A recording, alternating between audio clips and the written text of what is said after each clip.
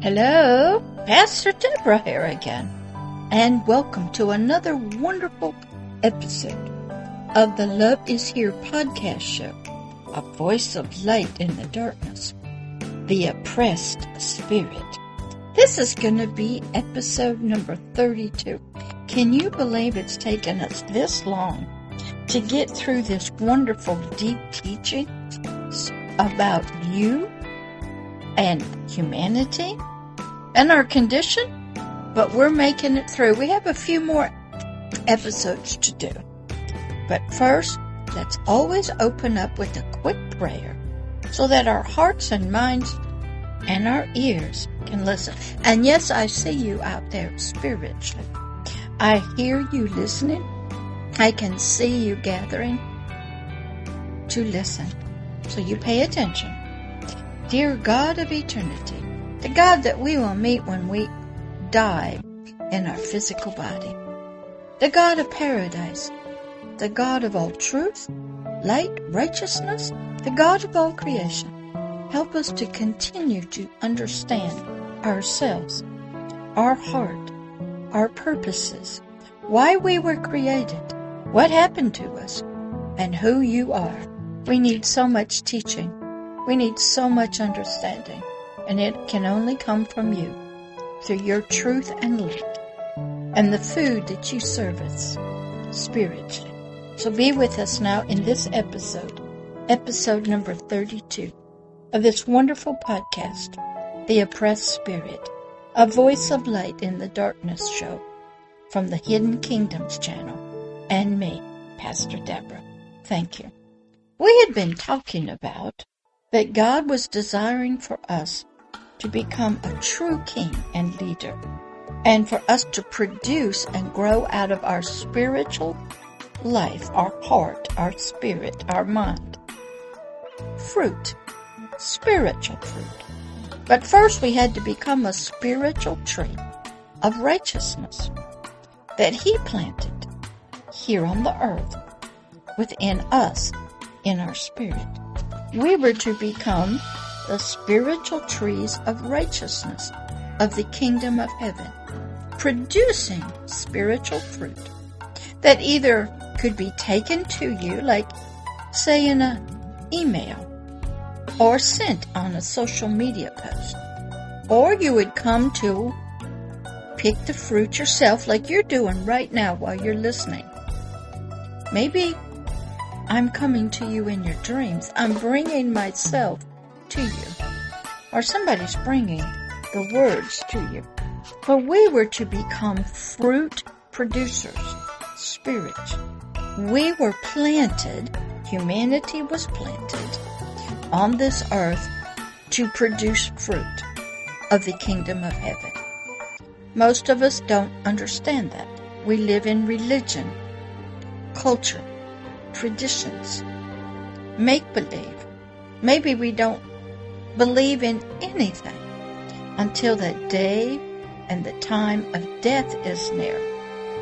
And then we always question where we're going. Will we be okay? Our family is always hoping that we might become a star in the sky, get reincarnated as a better person or a creature, and that we will see our relatives for eternity. Eternity has always been in the heart of humanity, the afterlife experience. So we are here in this episode, number 32. We're talking about us before we die as living trees of spiritual righteousness of the kingdom of heaven. So let's pick up. We, humanity, we're supposed to be spiritual trees of righteousness. Our spirit was to become a life-giving spirit through our spirit that was nourished by, fed by the Spirit of God Himself.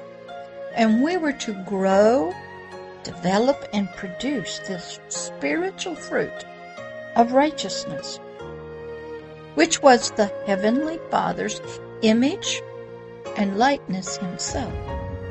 fruit of the kingdom of heaven, fruit of eternity, fruit of truth, righteousness, wisdom, knowledge, power, and agape love. And we were to bring that to humanity and to animals, creatures, nature, out into the natural world and into the realm of the spirit, which is here on this planet called Earth. But the problem was humanity was an oppressed spirit, and its spirit was broken, fragmented, living in darkness, chains, in a deep dungeon of the flesh of our soul, the lust of our eyes, the lust of our flesh, and the pride of life. We had actually become offspring, children of the king of darkness, of confusion, power, and greed. Satan, the adversary of God, was our father. Hard to believe, but it is true. We could not become all that the Heavenly Father, tree of spiritual righteousness himself, desired for us to be. And he had purposed our spiritual lives to become here on the planet. He was the unseen fruit that went into our spirit. Then his life, his fruit, was to shine out through our spirit, the unseen, to our soul of our biological brain. Our soul was our helpmate for the spirit. The soul then, through the physical body, would show the seen world, the natural world, all of creation, nature, wind, stars, trees, the unseen kingdom of heaven that we represented. So we're living in a seen world and an unseen world. Two worlds at once here on the planet. And it does get crowded, and it does get violent, and it does get peaceful at times. But there are two worlds, and we live in both of them. This oppressed spirit, who could not become a tree of righteousness, would have to become free, delivered, and healed if it was to be a spiritual tree of righteousness of the kingdom of heaven, producing life-giving spiritual fruit for all of humanity and nature. Our soul had to become sort of reincarnated, reborn, but first it had to die. As all of humanity knows, you cannot be reincarnated, reborn, unless you die. Humanity had the building blocks, the base, seeds of truth, but couldn't quite put it together. To become unoppressed in our spirit and soul, you must not believe what others want you to believe about yourself, that you are oppressed with a broken spirit. Most humanity, even if there's just a little thought, there's hope. Hope never left you, even with your eyes closed, with your multiple personalities, with all the fear and the terror that you experienced. There was always one little hope within you that freedom would come. A Savior would come. A mother would come. A father would come. And you would be freed and helped. And you would no longer be oppressed with a broken spirit. I had to learn that people don't come to me. They come to Him through me. So I never get prideful about anything that I do or make. And I always speak to Him. Thank you for your subscribers, your viewers. They are seeking Him. I'm just a vessel, a glass holding water. They're not coming to the glass to eat the glass, or coming to see what's in it, drink what's in it. He's in me. I'm carrying Him. So you don't get prideful about your voice, your looks, what you do. It's all about Him. They're coming to the Heavenly Father. They don't know it, though. And to His fruit that's being produced in your life, Pastor Deborah's life, from His trees and His ground and His seeds of spiritual righteousness. Many people who teach become so prideful that it's all about them.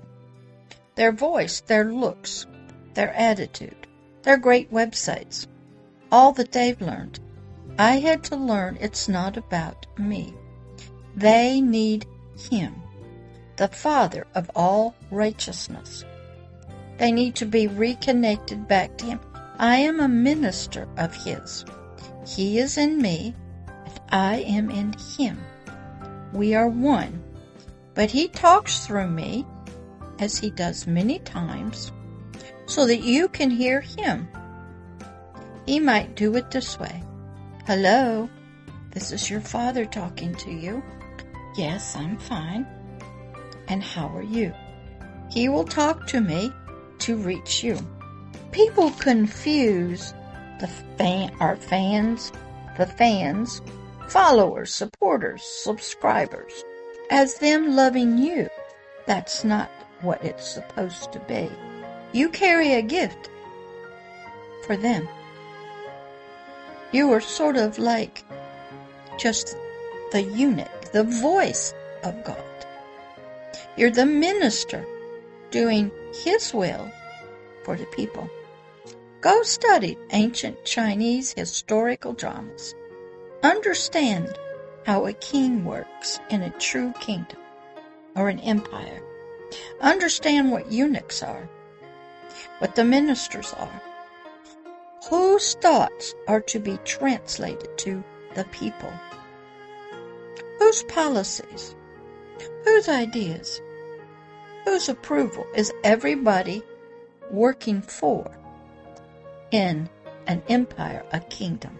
It is Him, this Father of creation, this Father of Agape Love, that people are trying to find, that's being produced, shined out of my words and light in my life.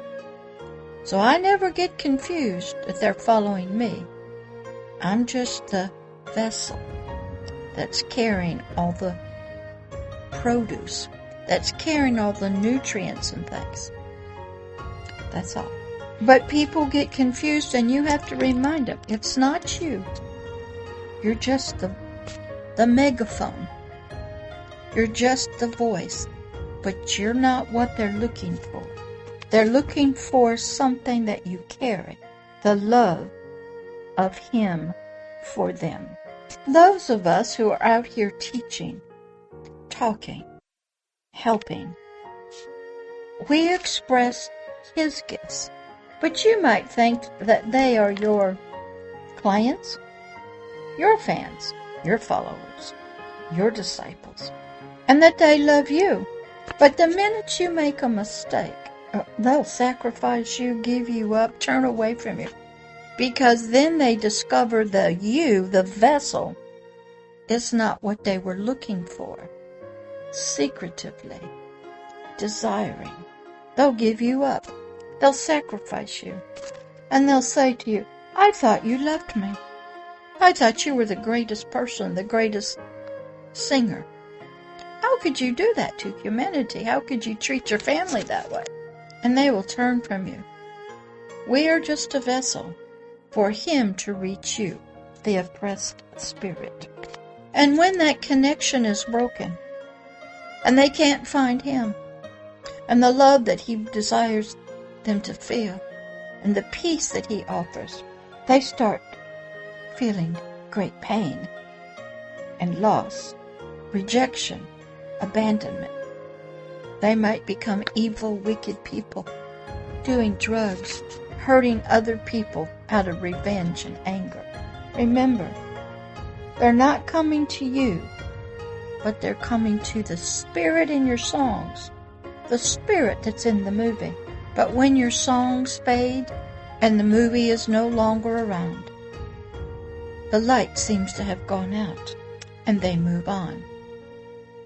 They are babies that need constant nurturing, cuddling, drinking from a bottle of spiritual milk for so long.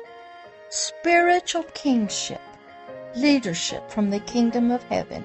It's not about trying to get people to like you, say on LinkedIn, or how many likes you get on a video. It's not about that.